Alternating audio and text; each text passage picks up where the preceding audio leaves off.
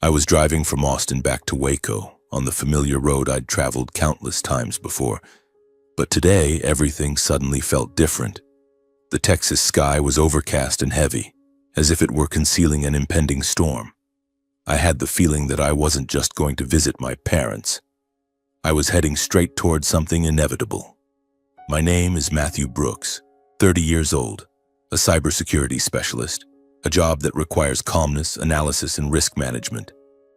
Normally, I'm used to keeping a cool head in the worst situations. But right now, my heart was pounding chaotically, like a system that had just encountered a critical error. I opened my phone and reread the message my father had sent that morning. Matthew, we need to talk urgently. Come straight to the house this afternoon.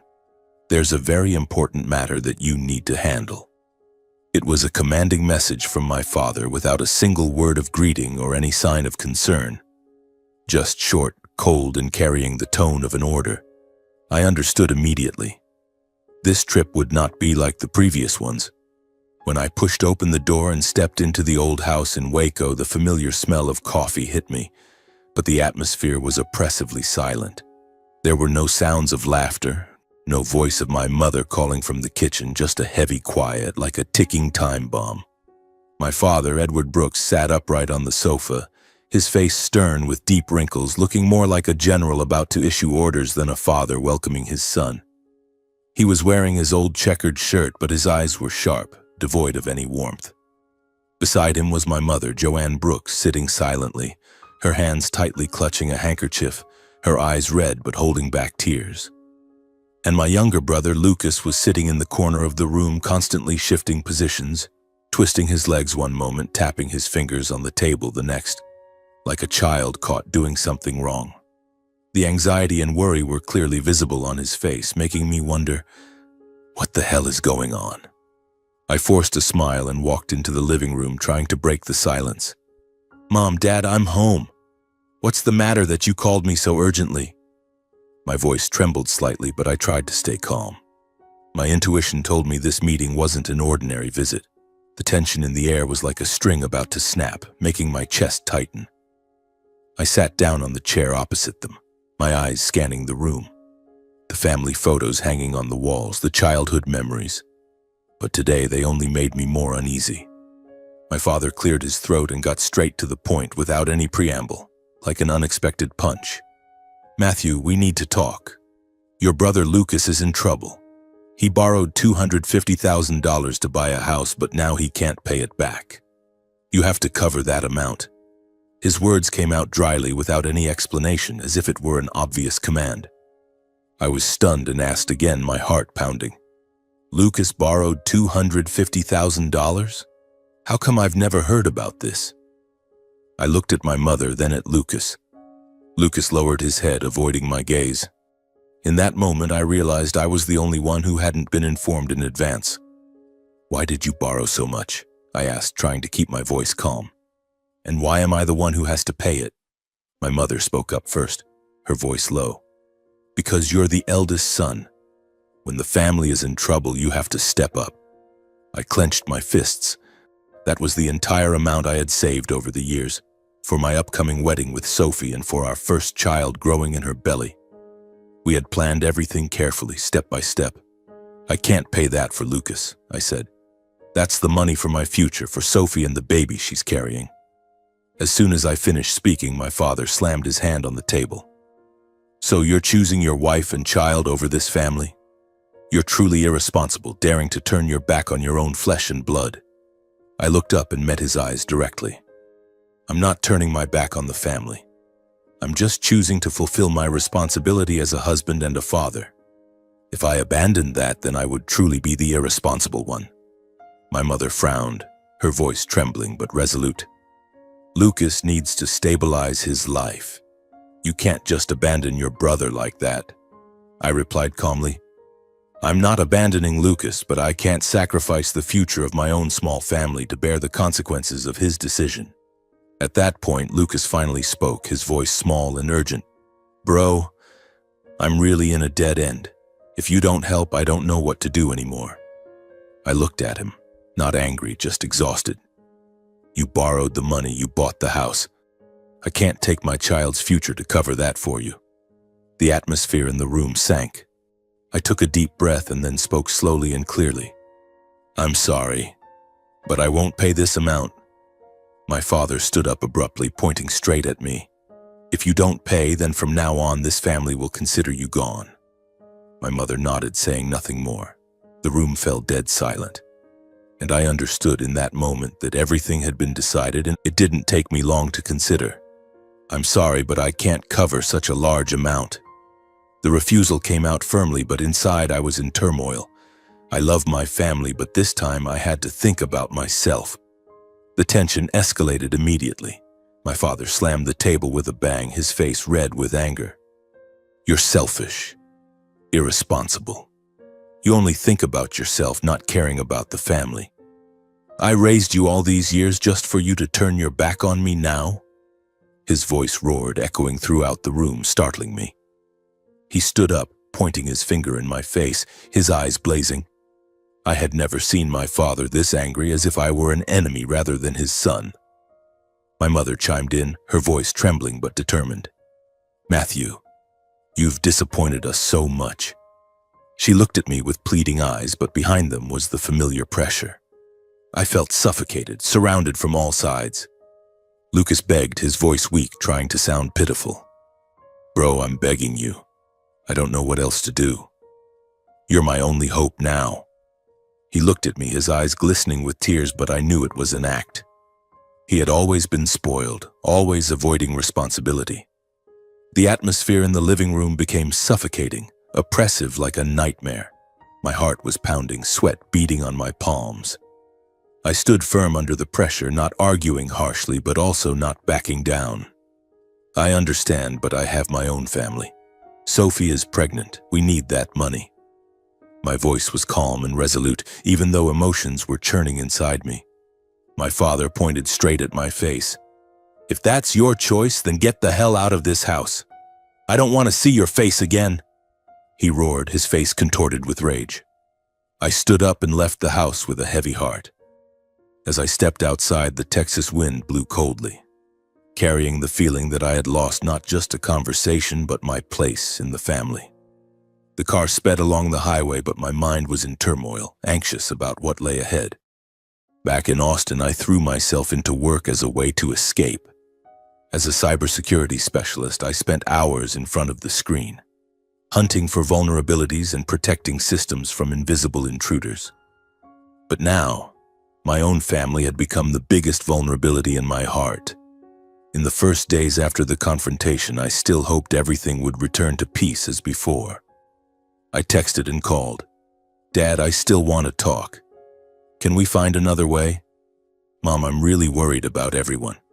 I'm not running away. I just hope we can talk again." The calls rang and then went silent. Messages were sent but never replied to.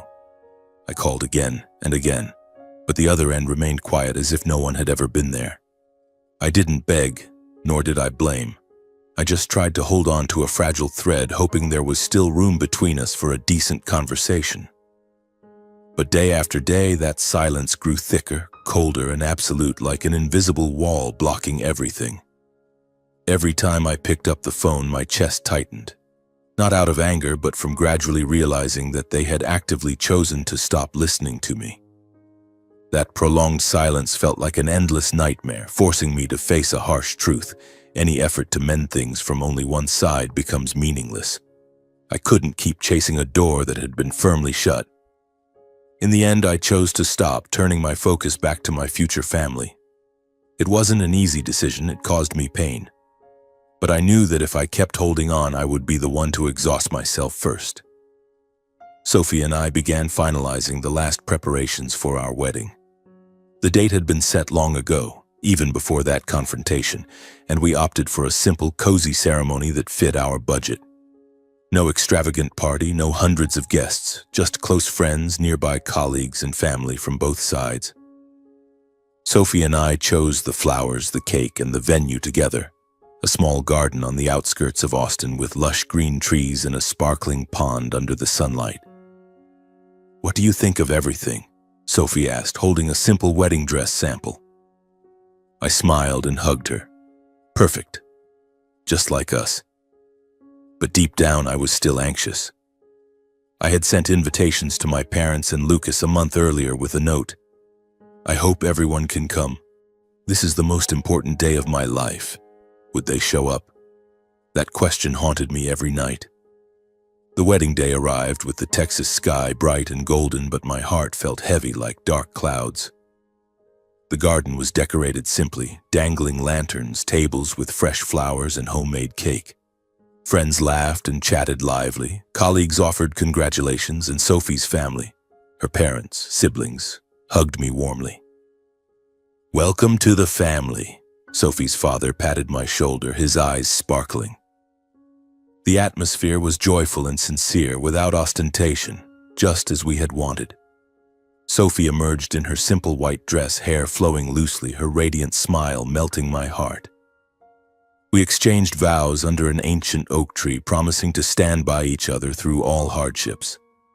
I don't promise you a perfect life, but I promise to stay, even when things are hardest, and to always choose you every day, I whispered as I slipped the ring onto her finger. Everyone applauded, laughter echoing.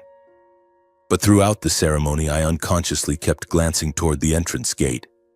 Every time a car pulled up, my heart skipped a beat, an uncontrollable reflex. I wondered, almost subconsciously, would my family come? I tried to keep a smile on my face, but images kept flashing in my mind. My father walking in with his usual stern expression but softened eyes. My mother hugging me tightly with tears. Lucas patting my shoulder in congratulations as if no rift had ever happened. I had imagined that moment more than once. But the gate remained empty. No familiar footsteps. No belated congratulations. Just a prolonged silence, quietly confirming that today, on my most important day, they had chosen not to appear. As the reception wound down, the soft music faded and guests began to leave, I realized not a single person from my blood family had shown up. A wave of sorrow surged, sweeping away the joy. I felt embarrassed under the concerned glances of others, friends whispering, colleagues avoiding questions. "Where are your parents?" a close friend asked quietly. I forced a smile. My parents had some personal matters, so they couldn't make it. Things happened a bit suddenly and they couldn't arrange it in time. Sophie's parents showed wonderful understanding and tact. They didn't probe or bring up anything that would make me uncomfortable. Sophie's father just patted my shoulder. "Today is your day." Her mother hugged me. "We are family now." Sophie stayed by my side, silently comforting me. She squeezed my hand under the table, whispering, "You're okay. I'm here now." She quietly shielded me from that pain, not letting me face it alone on what should have been a day of complete joy. But that night, when we returned to our small apartment in Austin and all sounds quieted down, I lay beside Sophie and tears just fell without needing a reason. She turned to me, not asking much, just gently wiping the tears from my cheeks. "I know you're sad," she said softly. "Sad because you hoped and that hope wasn't returned." I remained silent. Sophie took my hand and held it tightly. "But you didn't do anything wrong," she continued, her voice calm yet firm. "You did everything a son could do. Some voids aren't created by us and we can't always fill them." She pressed her forehead against mine. "We don't have a perfect family, but we have each other. And from here we'll build a home where no one ever feels abandoned." I nodded slightly, wrapping my arms around her. The pain was still there, but for the first time I no longer felt like I was facing it alone. 6 months later, Sophie gave birth to our son, Caleb Brooks. It was an autumn morning, the hospital in Austin bustling. Sophie was in pain. I held her hand throughout the delivery, my heart pounding as if it might burst. "I believe in you," I encouraged her. And then Caleb's cry rang out, a handsome boy with jet black hair and eyes just like mine. I held him in my arms, the feeling of fatherhood overwhelming, happiness mixed with worry. But at the hospital, only Sophie's family was present, her parents beaming, her siblings bringing flowers and gifts.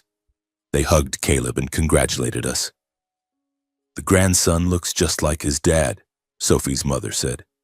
And my parents, completely absent. I had texted them beforehand.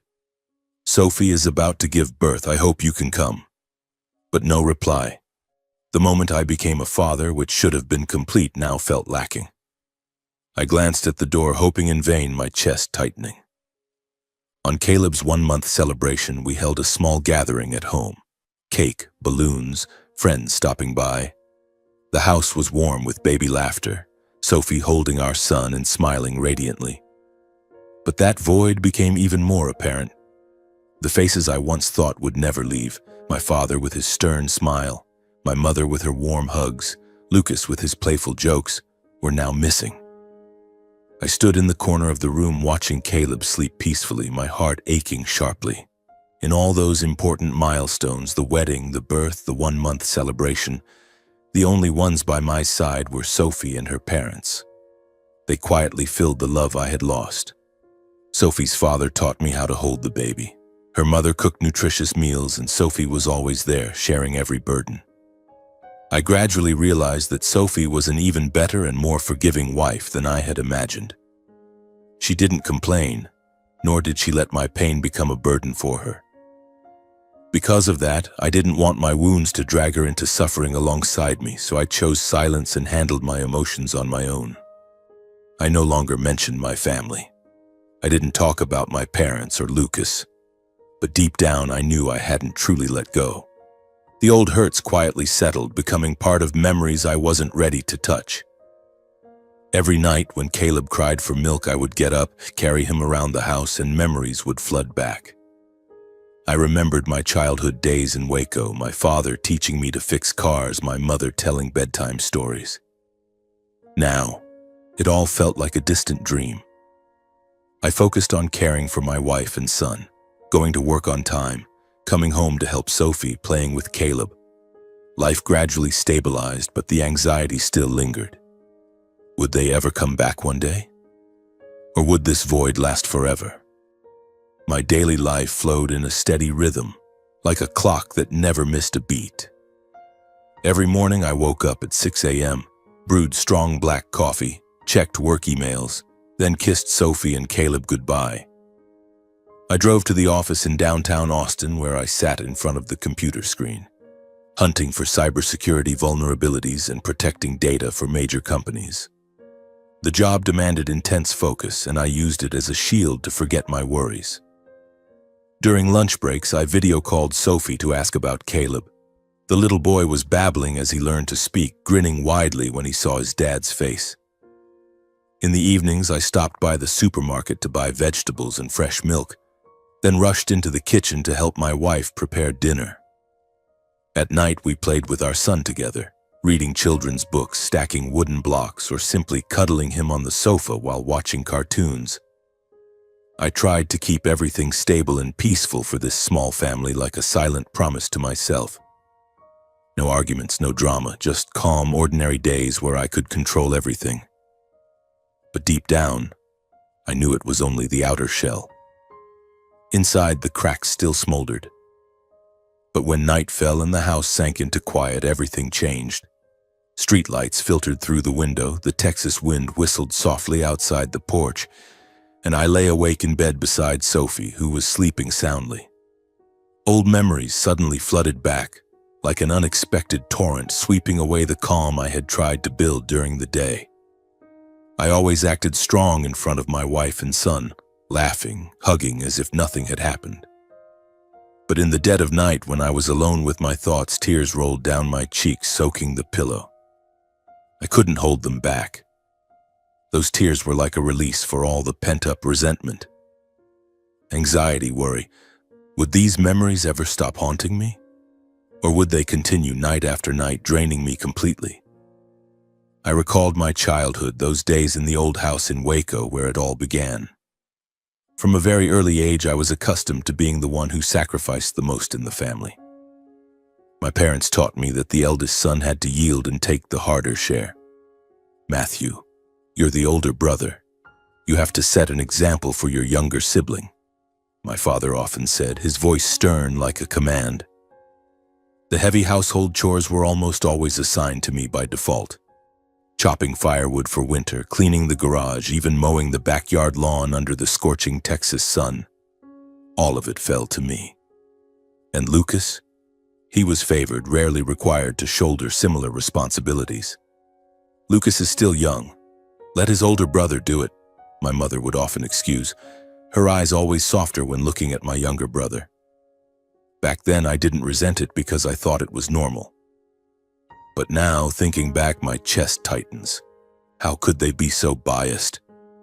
Each memory felt like a knife cut, making me anxiously wait to see if the pain would surge even more. In my teenage years, it became even clearer. At 16, I started working part-time at a fast food restaurant near home to cover my own school and living expenses. Every afternoon after school, I rushed to work, wiping tables, frying potatoes, manning the counter until late. The smell of grease clung to my clothes, my arms and legs ached, but I gritted my teeth and endured. I can take care of myself, I told my parents, trying to sound proud. And Lucas? He always received full support, tuition, books, even a new bicycle without having to lift a finger. Lucas has talent, so he should focus on studying, my father reasoned. And me? I was a good student too, but why did I have to fend for myself? On those late nights coming home, exhausted and sore, I lay staring at the ceiling and silently wondered, why am I in this situation? But then I stopped asking, and I didn't complain. I grew up believing that hard work and endurance were obvious duties, while recognition wasn't necessary. My parents rarely praised me. Whenever I brought money home to contribute, my father just nodded and said a brief, "Good." Nothing more, nothing less. And back then, I told myself that was enough, that fulfilling my duty was reward in itself. Only now, looking back to those memories, leave a bitter taste in me that's hard to name. I suddenly realized I had grown accustomed to living in expectation without daring to ask, accustomed to giving without knowing if there would ever be a day when I was truly seen, not for what I provided, but for who I am. When I reached adulthood, I left home early to make my own living. At 18, I moved to Austin, attending college while working part-time to cover costs. I didn't live lavishly, but it was enough that I didn't have to ask my parents for money, and enough to start shouldering more for the family. Not only did I support myself, but I also regularly sent financial help back to the house in Waco. Every month I sent a few $100s, sometimes for roof repairs, sometimes for utility bills or unexpected expenses. To my parents, it was necessary help. To me, it gradually became a default responsibility. Most of that money ended up revolving around Lucas. Back then, my brother was still in school with ever-increasing expenses, tuition, living costs, things my parents thought I could cover for him. For years, I never refused any request, even when I had to tighten my own belt or skip a rare vacation to take extra shifts. "Bro, I'm short on cash," Lucas would call, and I'd transfer it immediately, even if my own wallet was nearly empty. That endurance lasted so long it became part of who I was, like a hard habit to break. In return, I was always the one in the background, the one who had to be understanding, who had to yield. "Matthew is sensible," they would say. But the further along it went, the more I felt like I was just a shadow, quietly waiting for the moment I would be acknowledged. Not for what I brought, but for who I am. Thinking about the present, I can't help feeling bitter. All those sacrifices seemed to mean nothing in the face of the one single time I said no. Just one decision to protect my own future and my small family. Refusing to pay the $250,000 debt for Lucas caused them to turn their backs completely, as if all my previous efforts had never existed. I remember the night after the wedding, lying awake, thinking about all the times I sent money home. They used my money to favor Lucas, and now they abandoned me because I refused once. My heart pounded, anxious, as if waiting for an emotional storm to hit. From those piled up memories, I realized that the love in my family had never been unconditional. It always came with silent demands and favoritism toward someone else, toward Lucas. I decided to set all the hurt aside and learn to stand on my own, no longer expecting recognition or approval from my old family. I focused on protecting the life and the small family I have now. Sophie with her gentle smile, Caleb with his babbling laughter. Every morning I watch my son sleep and tell myself, I won't let him have to sacrifice like I did. But in the dead of night, the memories still return, making me anxious and worried. Will I ever truly be able to let go? 2 years passed quickly like a fleeting breeze, but for me it felt like an endlessly long journey to rebuild myself. I threw myself into work in Austin, advancing from a cybersecurity specialist to a small team manager. The long days in front of the screen, hunting system vulnerabilities and dealing with invisible threats. All of it helped me forget the pain to some extent. At home, I nurtured our little life, fixing things around the house, teaching Caleb to ride his first bicycle, cooking simple but cozy dinners with Sophie. She was always there, her steady comfort and companionship like a lighthouse in the darkness. You've tried so hard already. Not everyone sees it, but I do. Sophie would often whisper when I was tired, her hand gently stroking my back. We took weekend walks in the park with Caleb running ahead, his laughter echoing and warming my heart. On the surface, everything gradually stabilized. Our small apartment had truly become a home, with family photos hanging on the walls and toys scattered on the floor.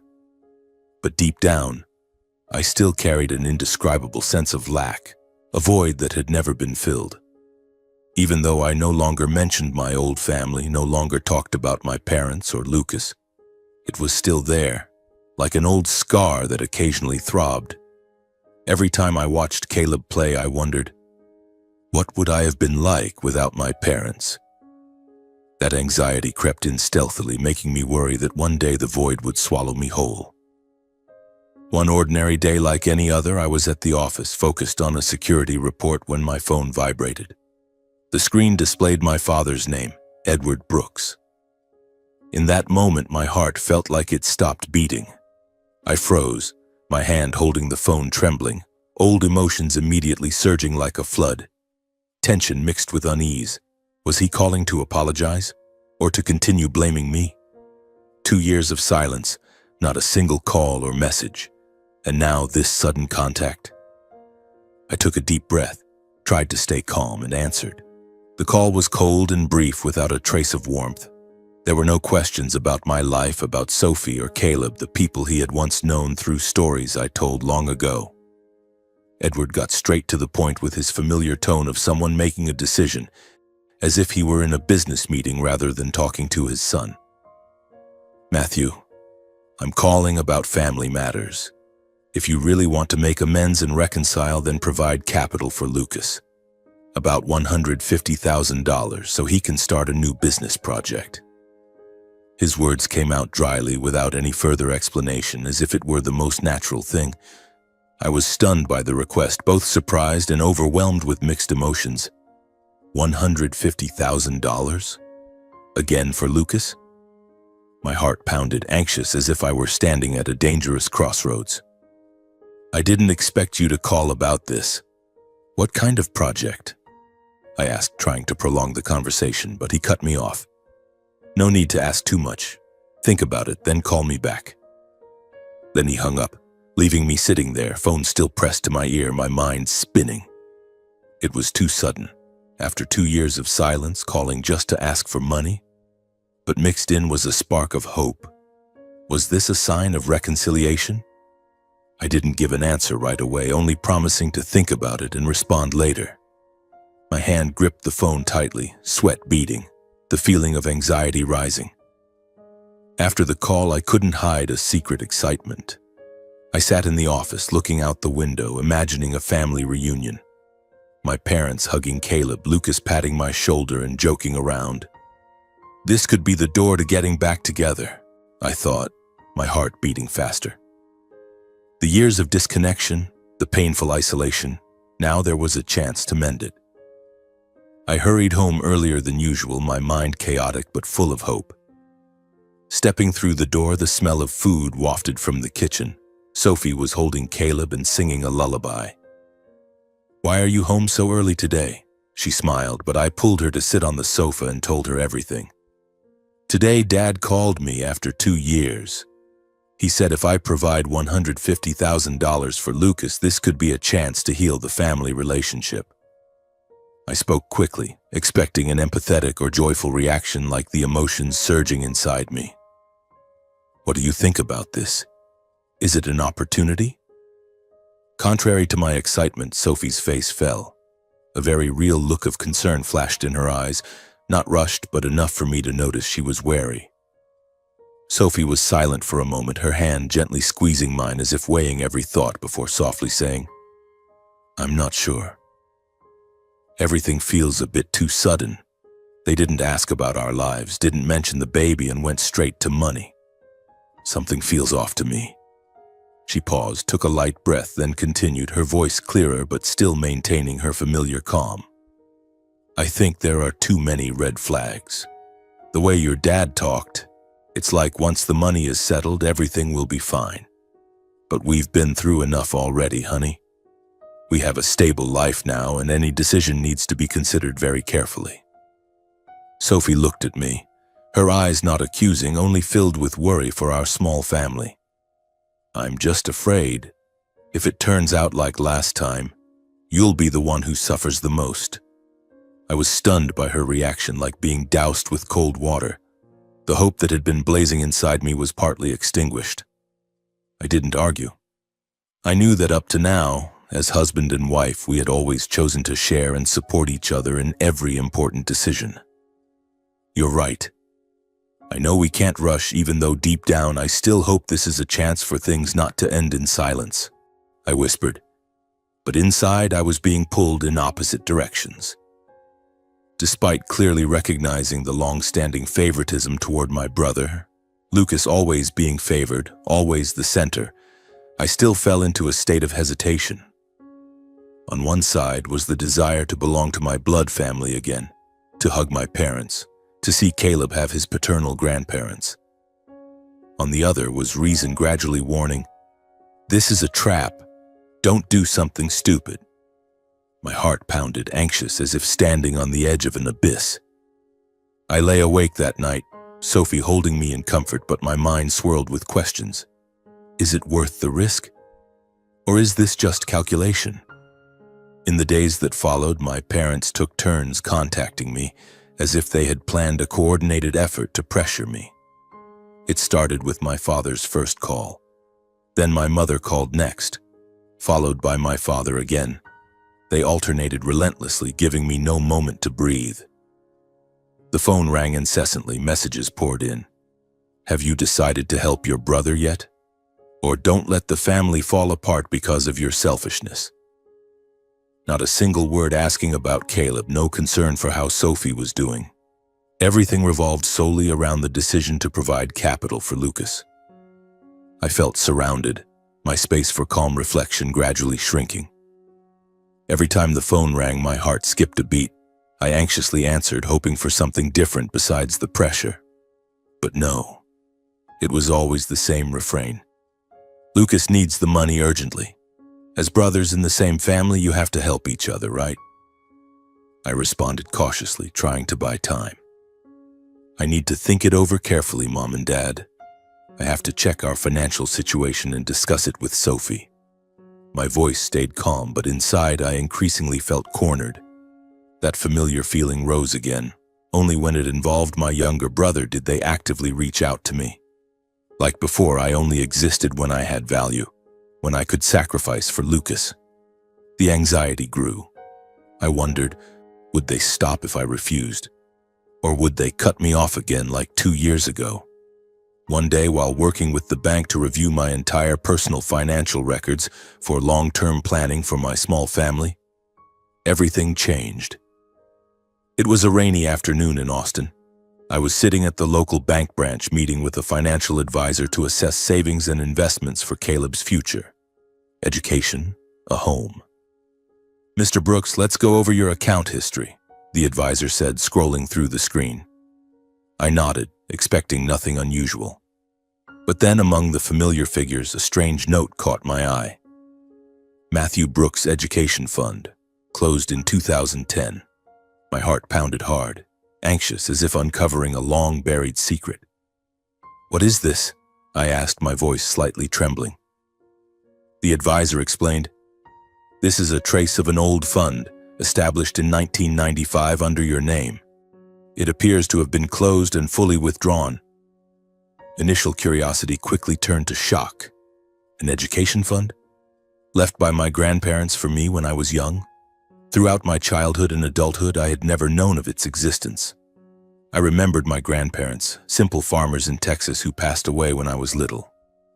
They had left a will, but my parents only mentioned vaguely. They left some money for the kids.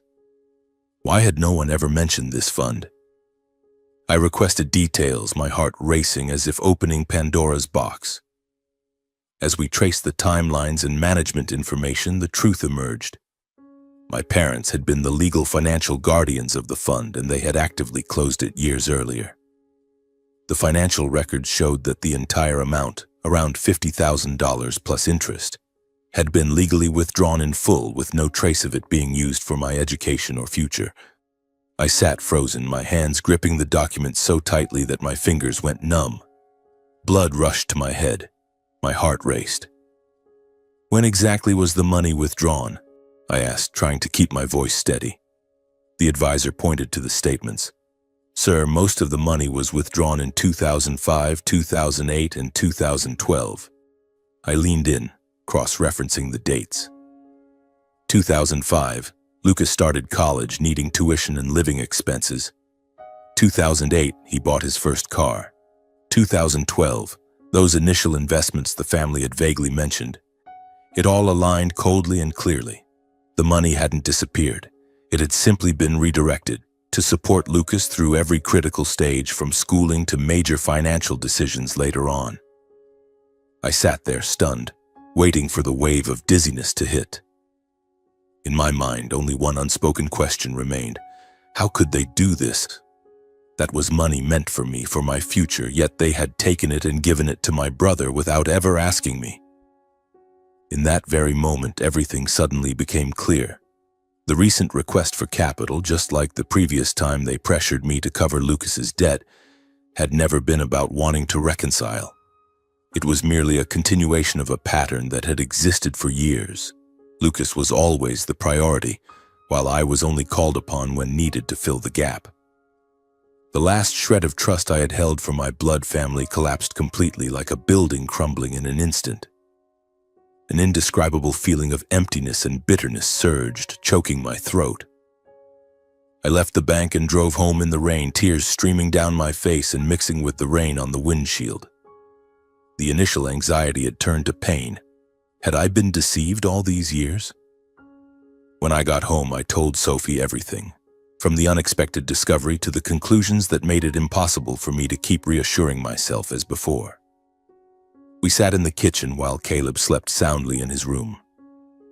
"Honey, I found an old education fund of mine, but my parents withdrew it all for Lucas." My voice broke, my hands shook as I handed her the papers. Sophie listened, her eyes widening in shock. Then she hugged me tightly. "Oh, honey, I'm so sorry. How could they treat you like that?" She comforted me, stroking my back, but also spoke frankly. "You can't keep enduring and staying silent forever. This relationship only exists when you still have value to exploit. You deserve better than that." Those words struck the deepest part of my wound, like a knife cutting into an old injury. The anger I had suppressed for so long suddenly erupted fiercely. Why? Why do they always choose Lucas? I've sacrificed enough, I shouted, slamming the table, tears pouring out. For the first time, I understood that if I continued to stay silent and endure as before, I wouldn't just lose myself. I would also drag my small family into the same cycle of hurt I had experienced. Would Caleb grow up seeing his father being taken advantage of? Would Sophie have to watch me suffer? No, I wouldn't allow it. That night, I lay awake for a very long time. In the darkness, my mind kept spinning around unanswered questions. I imagined every possible scenario when confronting my parents. Would they deny it, get angry, or continue accusing me of ingratitude as before? Each scenario made my heart beat faster, not exactly out of fear, but because I knew I was approaching an inevitable moment. The anxiety built up, tightening my chest until one thought became clearer than all the rest. I could no longer remain silent. No matter how painful the answer might be, I needed to meet my parents, confront them once and for all, to end the ambiguity that had weighed on me for so many years. The next morning, I left the house early and drove straight to my parents' home in Waco. The familiar I-35 highway felt endlessly long today, as if prolonging the anxiety inside me.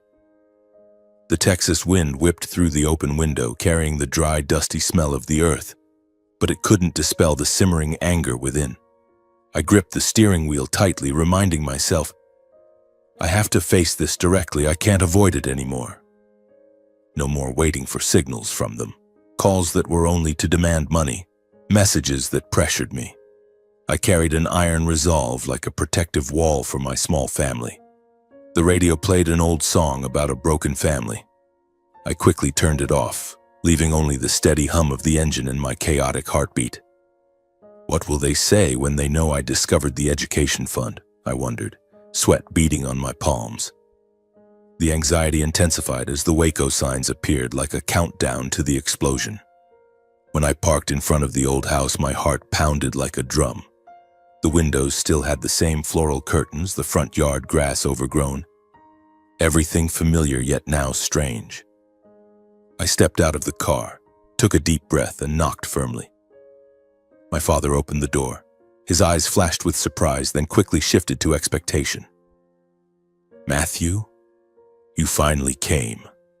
His voice trembled slightly, but his eyes lit up with eagerness, as if he was certain I had brought the answer they wanted. Agreement to provide the $150,000 for Lucas. My mother appeared behind him, her face brightening. "Son, come in. You've made your decision, haven't you?"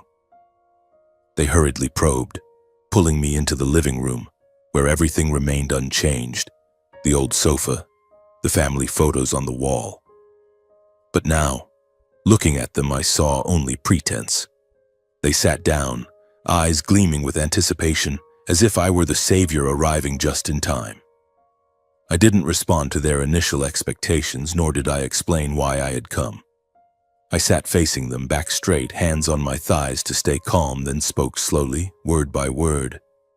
"Mom, Dad, I didn't come here for small talk or to beat around the bush. I came to talk about the education fund that Grandma and Grandpa left for me many years ago." The air in the room suddenly froze. My father frowned while my mother unconsciously clenched her hands together. In that brief moment, confusion flashed across their faces, only to be quickly replaced by their familiar defensive reaction. "The education fund from your grandparents?" My father stood up abruptly, his voice rising unnaturally.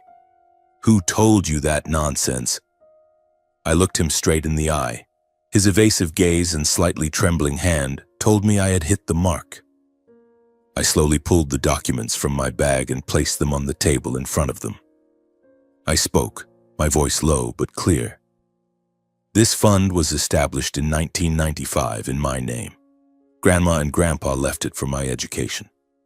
But the money was almost entirely withdrawn over the years, and all of it was used for Lucas." My father glanced at the papers for a second, then suddenly roared, furious, as if insulted. "You really are ungrateful. Your mother and I raised you, fed you, educated you, took care of you every day. What's wrong with using that money? Who do you think you are to question us?" I took a deep breath, trying to keep my voice steady. "I'm not questioning you. I just want to hear the truth, because that was my money, left by my grandparents for my future." My mother burst into tears, her voice breaking with sobs. "Son, back then the family was in such difficulty.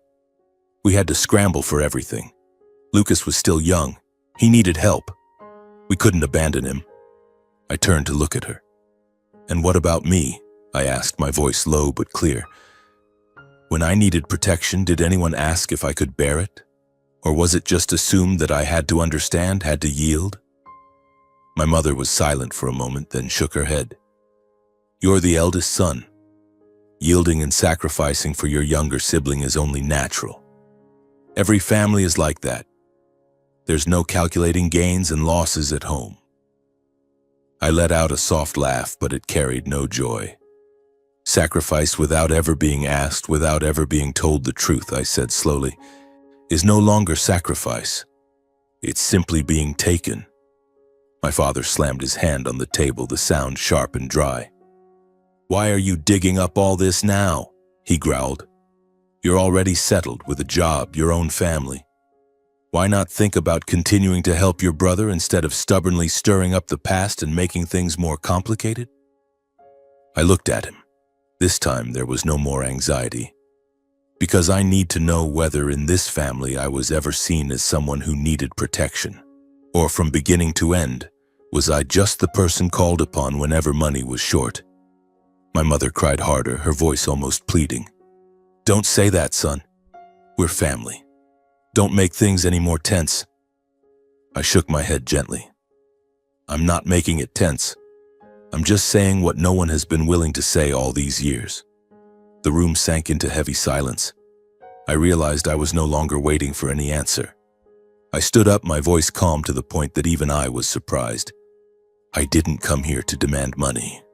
I just wanted for once to hear the truth. But now I understand."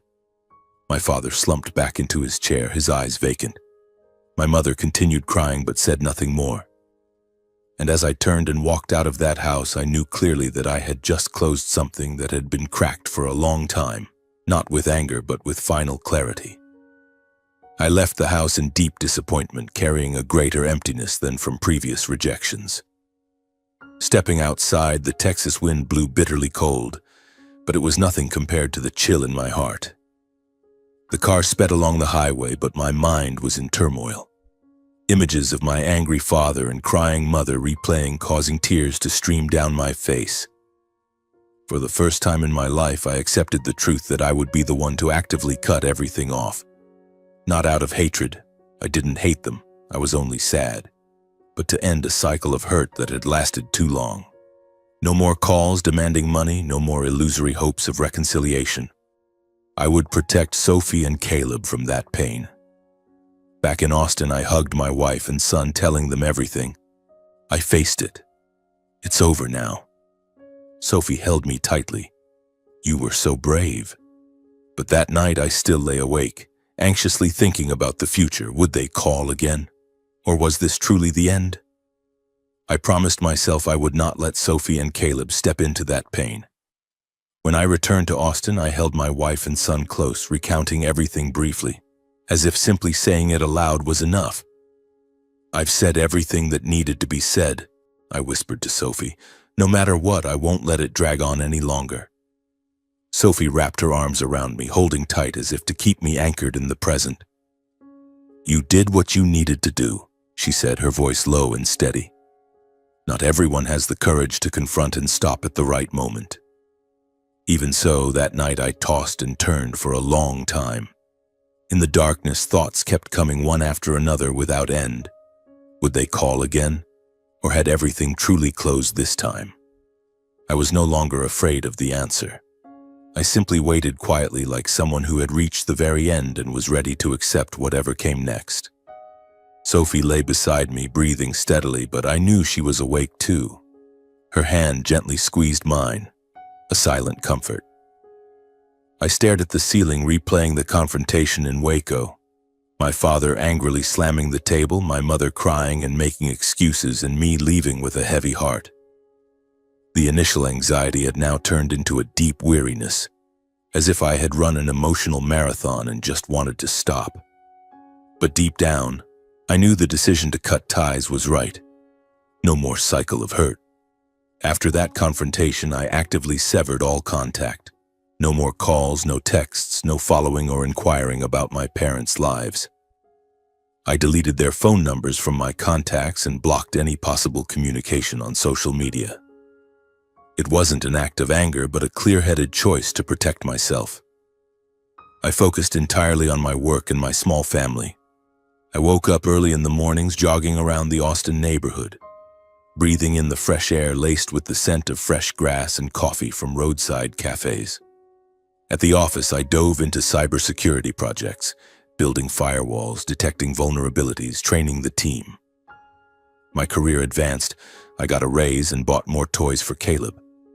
At home, I played with my son, teaching him to build with Lego, reading children's books, or simply cuddling him on the rug while watching cartoons. Sophie and I made time for each other. Date nights at home, cooking pasta and drinking wine, talking about the future. "Are you feeling better?" Sophie asked, her eyes full of concern. I smiled.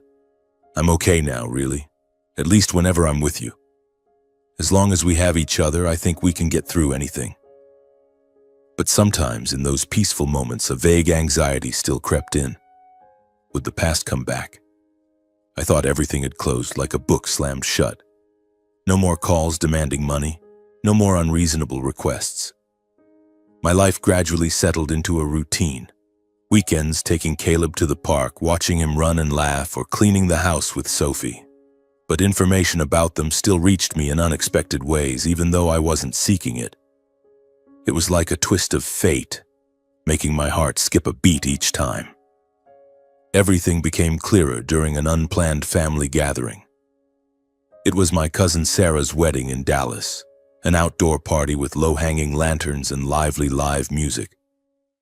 Sophie and I brought Caleb, thinking it was just a rare, joyful occasion.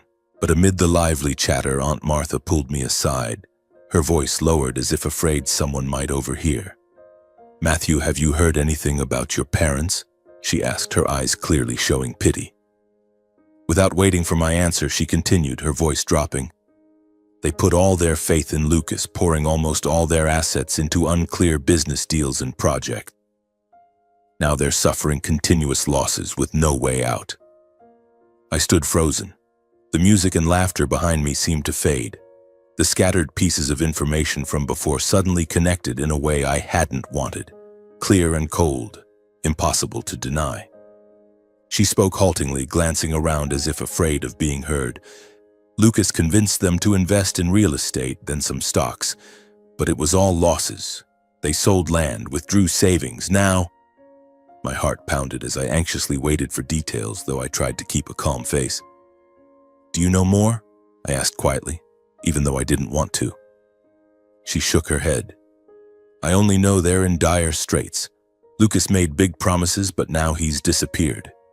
I nodded and walked away, but that information took root in my mind, making me anxious throughout the party. Sophie noticed. "Are you okay? You suddenly went quiet," I told her, and she squeezed my hand. "You heard it, now let it go. Don't let those things pull you out of the present. Not everything that happens is your responsibility." Lucas was gradually revealed to have hidden his true financial situation. He had dragged my parents into an uncontrolled investment spiral, continually making promises of high returns, while in reality they were high-risk projects, some even shady. Not long after, my cousin Ben told me over the phone when I couldn't resist calling for more details. "I heard Lucas tell your parents about a real estate project in Houston guaranteeing double the profit." He paused for a second, then continued, his voice heavy. "But it turned out to be a scam. The contractor vanished, the project collapsed. Your parents lost everything. All the savings they had accumulated over a lifetime quickly vanished. Retirement funds, savings, even borrowed money." My chest tightened as I listened, anxiously imagining my parents, once so stern, now desperate. The family home, once a spiritual anchor, was foreclosed by the bank. I could picture it clearly. The old house in Waco, with the backyard I used to mow, now bearing a "for sale, urgent" sign. The savings accounts were successively drained, leaving no financial safety net. "They've had to sell furniture to pay debts, dear," Aunt Martha texted later. I read it, my hands trembling, but didn't reply, anxiously wondering how they were living now. My parents were forced to leave their old home, living furtively in a cramped, unfamiliar rental apartment, according to Ben. They moved to a cheap suburb in Temple, an hour's drive from Waco. A tiny apartment, no yard, just 2 moldy bedrooms. I imagined them huddled in the tight space, completely opposite to their previous stable life with a spacious house and familiar neighbors. Along with the financial collapse came a prolonged emotional crisis. "Your father has become very quiet. Your mother often cries alone," Aunt Martha said. The two elderly people struggled, not knowing where to turn for the remaining years of their lives.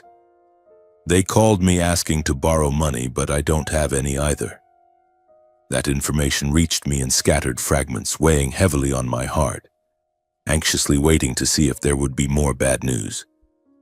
I absorbed all this information in silence. There was no sense of vindication that outsiders might assume, nor any bitter satisfaction creeping into my heart. All that remained was a heavy, quiet, and distant feeling, as if I were watching a sad movie about the lives of people who no longer belonged to me. I understood what was happening. I saw the causes and consequences, but the emotions no longer surged intensely. Everything appeared clear, cold, and at a distance far enough for me to realize that I had long since stepped out of that vortex. I knew clearly that I no longer had the ability to help. Their finances were for Caleb, for our stable future. And more importantly, I no longer had the obligation to intervene in choices they had made themselves. They chose to trust Lucas, chose to favor him. Now they bore the consequences. Deep down, I realized that everything unfolding was not a sudden disaster, but the direct result of years of misguided indulgence and biased decisions. From a young age, Lucas was spoiled, never held accountable. Now he had pulled them into the abyss. This is the path they chose themselves, I thought, my heart pounding as I faced that harsh truth. 1 month after the confrontation with my parents, I forced myself to return to the familiar rhythm of life in Austin. Mornings began early as usual. I brewed a strong black coffee, kissed Sophie and Caleb goodbye before leaving the house. My cybersecurity job continued to be a solid anchor, where complex lines of code and vulnerabilities demanding attention forced me to focus completely, temporarily pushing aside the lingering heaviness. The days passed relatively smoothly, as if everything had finally settled. But when night fell and the house sank into quiet, old memories silently returned. They didn't surge violently, just enough to keep me tossing and turning, anxiously wondering if more upheavals lay ahead, or if this was truly the end of everything that had dragged on for so many years. Just as the financial consequences for my parents hadn't yet fully subsided, one ordinary morning I happened to catch a local news report on TV. It was a typical day. I was sitting at the breakfast table, Caleb grinning widely as he smeared cream on his face, Sophie giggling while wiping it off for him. The TV was on in the background, a Texas news channel covering weather and traffic, when it suddenly switched to a major arrest story. Federal authorities have just dismantled a professional fraud ring, arresting dozens of suspects involved in deceptive financial schemes, the anchor's voice announced, accompanied by footage of police raiding offices and handcuffing suspects. I wasn't paying much attention, sipping my coffee, when my heart suddenly stopped. A familiar face appeared on the screen. Lucas, my younger brother, pale and ashen, being led to a police car. His name was clearly stated. Lucas Brooks, one of the key members directly involved in the operation, is accused of defrauding millions of dollars from investors. I froze in shock. The coffee cup slipped from my hand and crashed onto the table, spilling everywhere. Sophie startled. "What's wrong, honey?" I couldn't answer, my eyes glued to the screen, anxiously waiting for more details. How could this be? Lucas. He had gone too far from shady projects to professional fraud. The initial shock quickly turned into a cold emptiness, as if all the tangled pieces from before had finally revealed themselves in the cruelest way possible. I turned off the TV and slumped into the chair, my mind reeling. My brother, Lucas, was arrested for fraud, I whispered to Sophie, my heart pounding as if it might burst. Anxiety surged. What now? What would happen to the family? In the days that followed, the news spread like wildfire. Local media reported details. The fraud ring had operated for years, promising high returns from fake real estate and stock investments, scamming hundreds of victims. Lucas was named as a right-hand man, responsible for hiding money flows and recruiting investors, including my own parents. I didn't seek it out, but the news kept coming. Emails from relatives, calls from old friends in Waco. "Have you heard the big news lately? Lucas got arrested?" Aunt Martha called, her voice trembling. I listened calmly. I just found out too. But inside, anxiety built like waiting for a storm. Would I get dragged in? Or was this the end of everything? Weeks later, the public trial began, drawing local media attention. The courthouse in Waco, the old building with polished wooden benches worn by years, the smell of old paper mixed with the sweat of people, gave me a heavy feeling the moment I stepped inside. The night before the trial, I had told Sophie about the subpoena I received as a related party, not as a defendant, but as an indirect victim, since the money my parents invested went through Lucas. That evening, Sophie looked at me for a long time before softly asking, "Are you sure you need to go?" I was silent for a moment, then nodded. "I think I should, at least to see for myself how far it's gone." The next morning, I drove alone from Austin to Waco. On the way, my heart beat faster than usual. Not exactly from fear, but from the sense that I was about to step into a conclusion I had delayed for too long. In the courtroom, I saw my parents sitting in the back rows. We didn't greet each other. My father kept his head down throughout, while my mother occasionally wiped away tears, as if any words now would be superfluous. The trial exposed the entire long-running fraudulent operation: fake emails, forged contracts, and ways of hiding money through offshore accounts. The prosecutor presented details with charts and evidence. Lucas sat in the defendant's seat, his face pale green, avoiding everyone's eyes. I sat silently, quietly witnessing the truth laid bare before the law. Each testimony cut like a knife. Defendant Lucas Brooks persuaded victims, including his own family, to invest in non-existent projects. Anxiety peaked when my parents' names were mentioned. They had invested all their savings and lost everything. Every detail in the case file was brought to light. The prosecutor called witnesses. One victim described how Lucas promised 200% returns. A financial expert analyzed the money-hiding methods. Lucas's specific role in the network: he was the broker, recruiting and defrauding, taking high commissions. The defendant knew the risks but continued anyway, the judge said sternly. I glanced at Lucas. He kept his head down, not daring to look at me or our parents. My heart raced. Part of me still anxiously waited for some defense that might change things. But his lawyer spoke awkwardly, almost reluctantly. My client made wrong decisions and believes he was drawn into agreements beyond his control. My parents sat right there. My father, Edward, kept his head bowed, silent to the point of nearly disappearing from the room. The man who once gave orders and imposed decisions now shrank like a faint shadow. My mother, Joanne, cried nonstop, her shoulders shaking, forced to face the truth about the son she had blindly protected despite all warnings over the years.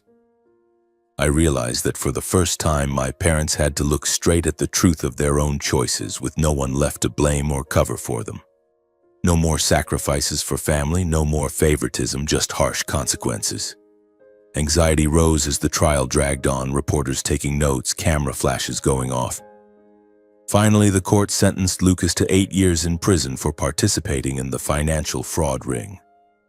The defendant caused serious damage and showed no remorse, the judge declared, hammering the gavel and ending any illusions of an easy restart that the family had once harbored. The courtroom fell silent, then murmurs arose. Lucas stood up, his face ashen, escorted away. He glanced at me one last time, eyes glistening with tears, but I didn't respond. That image etched an irreversible boundary between past and present. My brother, once spoiled, now a prisoner. In my heart there was no clear anger or pity, just a heavy feeling of acceptance, as if everything had reached its inevitable end. I stood up and left the courtroom in silence. I understood that some truths once exposed leave no path back to how things were, for anyone in that family. As I stepped out of the courthouse, the glaring Texas sun beat down, starkly contrasting the chill in my heart. The initial anxiety had somehow dissipated, giving way to a strange sense of peace. Everything at last had come to a close. I drove back to Austin. The familiar I-35 highway now felt longer, with chaotic thoughts swirling in my head. The image of Lucas being escorted away replayed over and over, his eyes glistening with tears but no longer pleading as before. My father with his head bowed in silence, my mother sobbing, all of it like a tragic movie coming to an end. When I got home, Sophie was waiting at the door. Caleb rushed out and hugged my legs. My son grinned widely, and that moment chased away some of the heaviness. I told Sophie everything, my voice calm but trembling. Lucas got 8 years in prison. And my parents, they're devastated. She hugged me tightly. You've endured more than enough. Now you can think about yourself and your small family without having to carry those burdens anymore. But that night I still lay awake, anxiously wondering what might happen next. How would my parents fare? Or was this truly the final period? Sometime after the trial, our life gradually returned to its familiar rhythm. In the first weeks, I tried to avoid thinking about Waco, focusing on work, a major cybersecurity project that required overtime but helped me forget. Caleb was growing bigger now, babbling stories from preschool. Sophie was busy with her part-time job. But deep down, a void remained, not anger, but a sad acceptance. I no longer followed news about Lucas or my parents, but sometimes, in quiet moments, anxiety crept in. Were they okay? Or would fate bring more upheavals? One evening, our family was having dinner, our favorite Texas barbecue, Caleb giggling as Sophie fed him. The atmosphere was peaceful and warm, like what I had grown accustomed to after all the storms. Suddenly, the doorbell rang unexpectedly, shattering the routine. My heart skipped a beat, anxious with a bad premonition. I stood up, wiped my mouth, trying to stay calm. I'll go see who it is. As I walked to the door, my hand trembled slightly on the knob, and then I froze. My parents stood before me, looking gaunt, exhausted, and visibly aged. My father, Edward, once upright and stern, now hunched over, hair completely white, face hollow. My mother, Joanne, thin and frail, eyes red and swollen, no longer carrying the imposing or rigid demeanor of before. They stood there under the porch light like two ghosts from the past. Despite the shock, I remained polite and invited them in. Please come inside, Mom and Dad. My voice was calm. I chose to respond composedly rather than react emotionally in the moment. I didn't want Caleb to witness chaos or Sophie to worry more. They stepped in slowly, eyes scanning our small, cozy home. Sophie stood up and greeted them politely. Caleb looked on curiously, but I told him, "You and Mommy keep eating." We sat in the living room. The atmosphere was stifling, anxious, like waiting for a bomb to explode. My father cleared his throat, his voice trembling. "Matthew, we came to talk." My mother burst into tears immediately, hand over her mouth. "Son, we were wrong. Completely wrong." My parents choked up, almost collapsing in late remorse. My father bowed his head for a long time before speaking, his voice hoarse and heavy. "I was wrong, Matthew. I favored Lucas, took your sacrifices for granted. I pressured you to bear everything, even took the money from your fund without a word. I know. Those things hurt you deeply." He paused, breathing slowly, as if trying to say what had been suppressed for too long. "I don't expect you to forget what happened. I only hope you understand that this regret is genuine." My mother cried, tears silently falling. She wiped her face, voice shaking. "I was blind. I always defended your brother, always thought you could endure anything. I ignored your feelings for years. Matthew, I'm sorry. We were wrong." She looked up at me, eyes weary. "We didn't come here to ask for money or demand anything. We just hope, if you allow it, to see Sophie, to meet our grandson, that's all." I listened in silence. Then I turned to Sophie. She said nothing, just nodded slightly, her eyes both concerned and respectful of my decision. Caleb continued playing innocently at the table, completely unaware of the adult's fractures. I turned back to my parents. I spoke slowly. "I've heard you and I accept the apology. I forgive you, but I need to make one thing clear. From now on, there will be no more pressure, no more favoritism. And my small family will never have to sacrifice again. I need clear boundaries to protect Sophie and Caleb." My father nodded, voice choked. "I understand. I won't let it happen again." My mother wiped her tears and softly said, "Thank you, son. Thank you for giving us a chance." They stood up quietly. Before leaving, my mother bent down to gently hug Caleb while my father just watched from afar, as if afraid to cross the line. When the door closed, I stood still for a long time, the feeling of anxiety still lingering. Not from fear, but from knowing that from here on, everything could only continue if the boundaries just set were truly respected. A few days later, I received a call from my parents. My father's voice on the other end was lower, more weary than ever. "Matthew, we want to visit Lucas. I know this isn't easy for you, but if possible, would you come with us?" I was silent for a few seconds. The thought of facing Lucas made my chest tighten, not from anger, but because I knew that moment would close many things. In the end, I simply replied that I would go. We met at the prison near Waco, a gray, cold building where the clang of iron doors echoed sharply.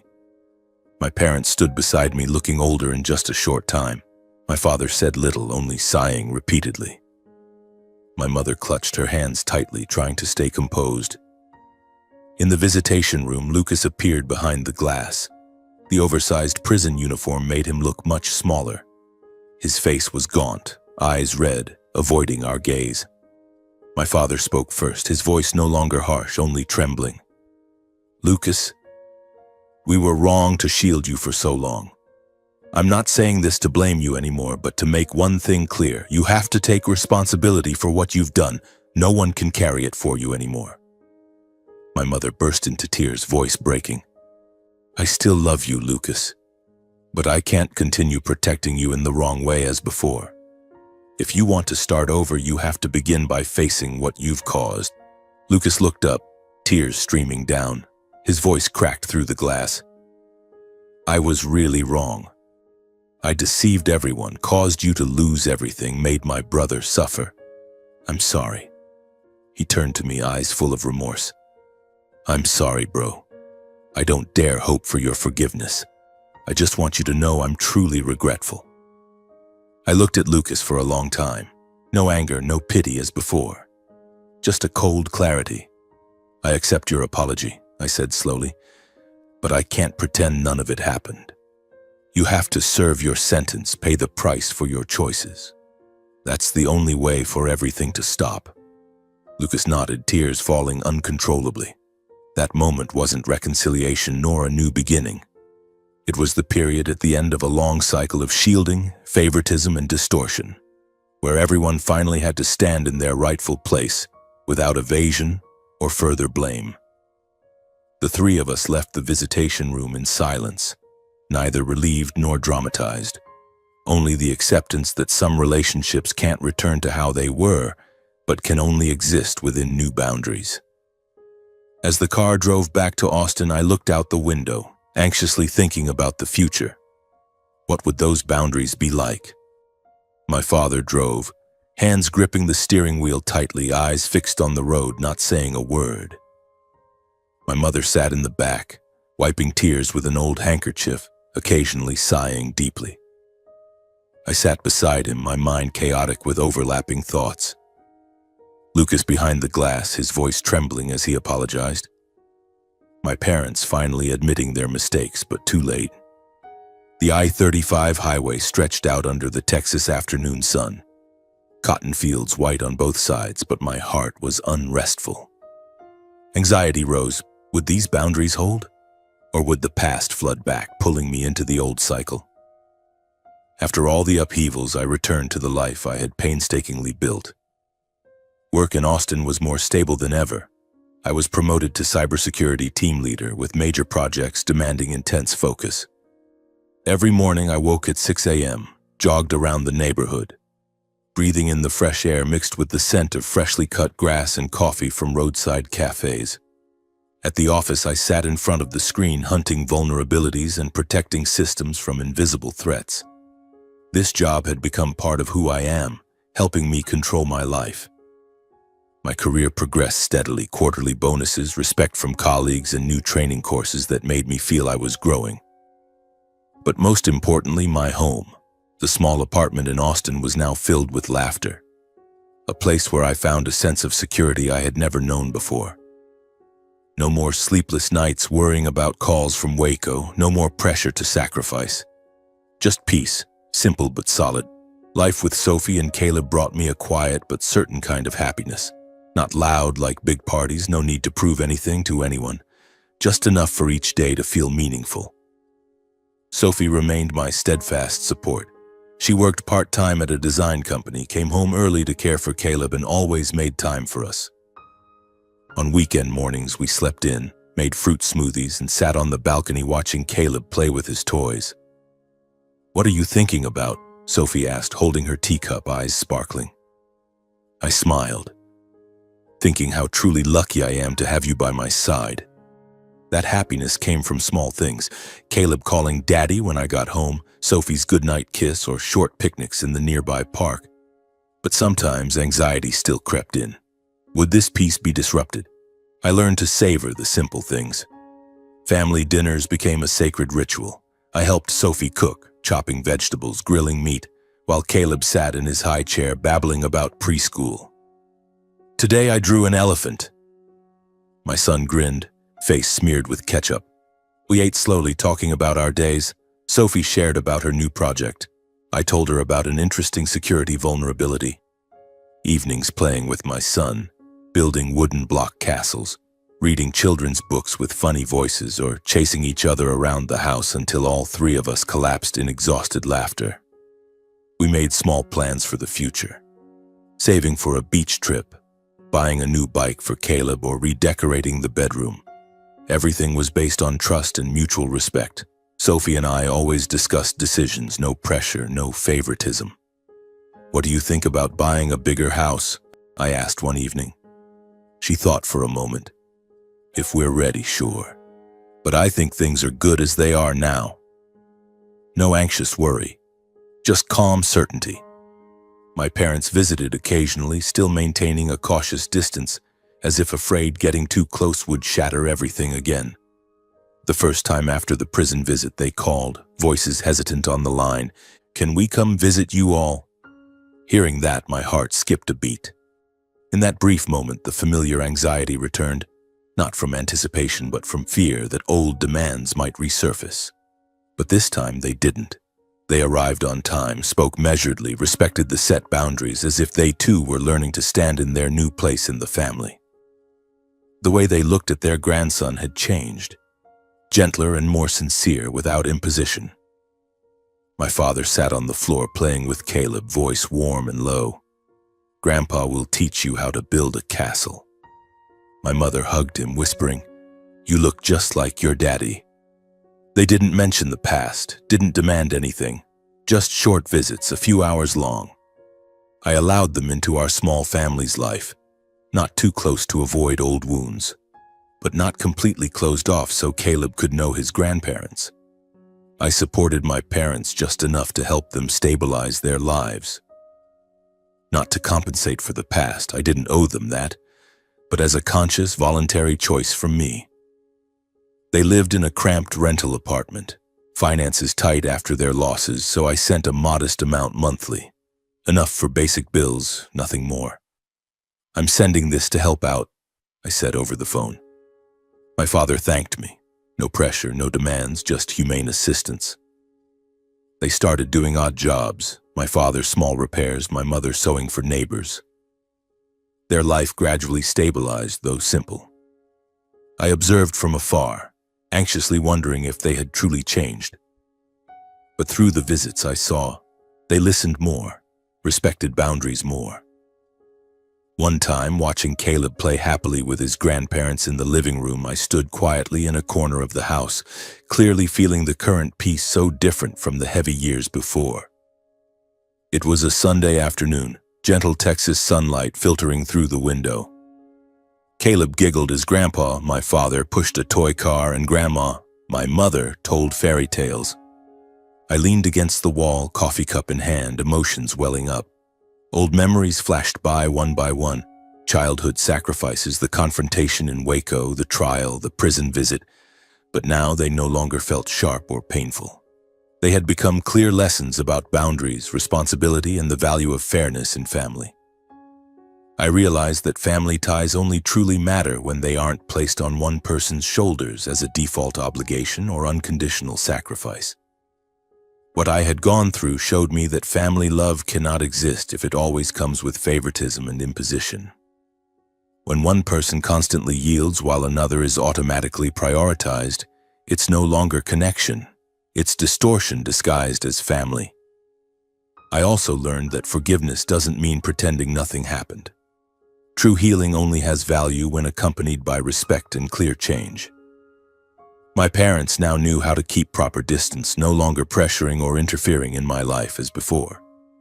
Though the past couldn't be erased, I acknowledged their change because it showed they had, to some extent, understood the boundaries I needed to protect myself. Watching Caleb grow up in a stable, healthy environment made me even more aware of my responsibility. My greatest task wasn't fixing what was broken in the past, but ending the cycles of hurt so they wouldn't pass to the next generation. I want my son to grow up with the right to say no when needed, to set boundaries without guilt or fear of being seen as ungrateful. From that journey, I drew a message for myself and for anyone trapped in damaging family relationships. Daring to say no isn't selfish. Setting boundaries isn't ingratitude. And sometimes protecting the life you've worked hard to build is the only way to preserve what's truly worth cherishing.